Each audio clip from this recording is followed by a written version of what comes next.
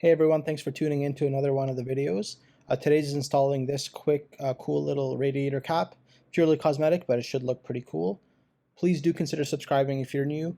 It makes or helps the channel grow a lot. This one's a really quick and simple install. The only tools required is a little Allen key like the one that you see there. Um, Most people have them lying around the house from furniture, I guess, or it just comes in most toolkits. Just tighten the two screws on either side and you're done. Just finger tighten, nothing too crazy. You don't want to damage the actual radiator cap underneath. Also be careful, it can be really hot if you've driven your car recently. So as you can see, it looks really cool.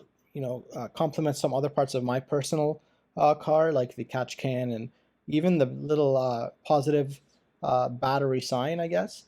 But yeah, it looks super cool in my opinion. And yeah, something cool to look at when you open the hood. It's from the K5Optima store. I'll link them down in the description. They're awesome. And yeah, looks great. Thank you so much for watching. And if you're interested in more videos from the channel, there's plenty uploaded and more to come. Please do consider subscribing. Once again, I really do appreciate it.